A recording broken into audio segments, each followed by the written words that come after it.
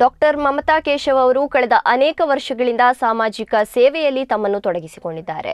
Covid ಮಹಾಮಾರಿಯ ಆರ್ಭಟದ ನಡುವೆಯೂ ಪ್ರತಿನಿತ್ಯ ಸರಿಸುಮಾರು 600 ಜನ ಬೀದಿ ಬದಿಯಲ್ಲಿನ ನಿರ್ಗತಿಕರಿಗೆ 3 ಹೊತ್ತು ಆಹಾರ ಒದಗಿಸಿದವರು.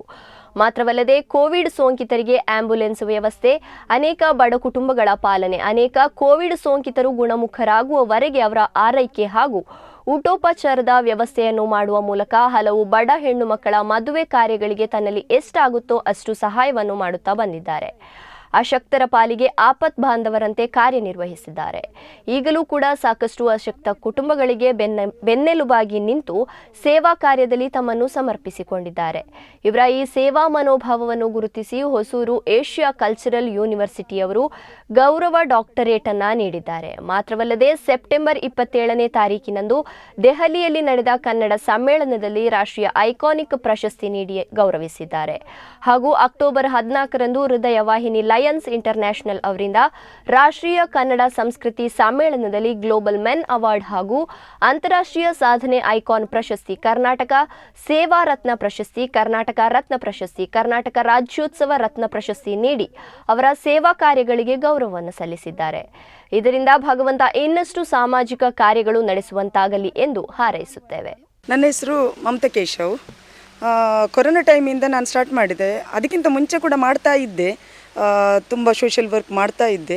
ಮತ್ತು ಈ ಕೊರೋನಾ ಟೈಮಲ್ಲಿ ತುಂಬ ಜನಗಳನ್ನು ನಾನು ನೋಡುವಾಗ ಇಲ್ಲಿ ನಮ್ಮ ಉರ್ವ ಸ್ಟೋರ್ ವ್ಯಾಪ್ತಿಯಲ್ಲಿ ಅಥವಾ ಚಿಲಿಂಬಿಯಲ್ಲಿ ಅಥವಾ ನಮ್ಮ ಲೇಡಿ ಹಿಲ್, ಆಮೇಲೆ ಲಾಲ್ಬಾಗ್ ಹತ್ರ, ಮನ್ನಗುಡ್ಡೆ, ಉರುವ ಎಲ್ಲ ಕಡೆ ನಾನು ಅಂದರೆ ಮಧ್ಯಾಹ್ನದ ಊಟ ಮತ್ತು ಬೆಳಿಗ್ಗೆದು ತಿಂಡಿ ಆಮೇಲೆ ರಾತ್ರಿದು ಊಟ ಎಲ್ಲ ಕೊಡ್ತಾ ಇದ್ದೆ.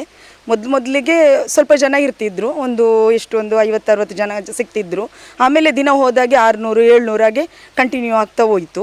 ಹಾಗೆ ಕೊರೋನಾ ಮುಗಿಯುವ ತನಕ ಕೂಡ ನಾನು ಇದು ಕೆಲಸ ಮಾಡ್ತಾ ಇದ್ದೆ. ತುಂಬ ಅಶಕ್ತರಿಗೆ ಊಟದ ವ್ಯವಸ್ಥೆ ಅಥವಾ ಕೊರೋನಾ ಬಂದ ಫ್ಯಾಮಿಲಿಯವರಿಗೆ ಕೆಲವು ಜನ ಅವರ ಕಡೆ ಹೋಗಲಿಕ್ಕೆ ಕೂಡ ಹೆದರ್ತಾ ಇದ್ದರು.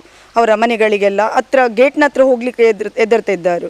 ಅಂಥವರಿಗೆ ನಾನು ಊಟದ ವ್ಯವಸ್ಥೆ ಅಥವಾ ಮೆಡಿಸಿನ್ ವ್ಯವಸ್ಥೆ ಮತ್ತು ತುಂಬ ಜನ ರೋಡ್ ಸೈಡಲ್ಲಿದ್ದವರಿಗೆ ಜ್ವರ ಬಂದು ಏನು ಒಂದು ಯಾವುದೇ ಆಗಲಿ ಮೆಡಿಸಿನ್ ವ್ಯವಸ್ಥೆ ಇಲ್ಲದೆ ಅವರಿಗೆ ಆ್ಯಂಬುಲೆನ್ಸ್ ವ್ಯವಸ್ಥೆ ಎಲ್ಲ ಮಾಡ್ತಾ ಇದೆ. ಮತ್ತು ತುಂಬ ಒಂದು ನಾರ್ತ್ ಫ್ಯಾಮಿಲಿ ಇತ್ತು, ಅಂದರೆ ಮುಸ್ಲಿಂ ಫ್ಯಾಮಿಲಿ, ಒಂದು 20 ಜನ ಇದ್ದರು.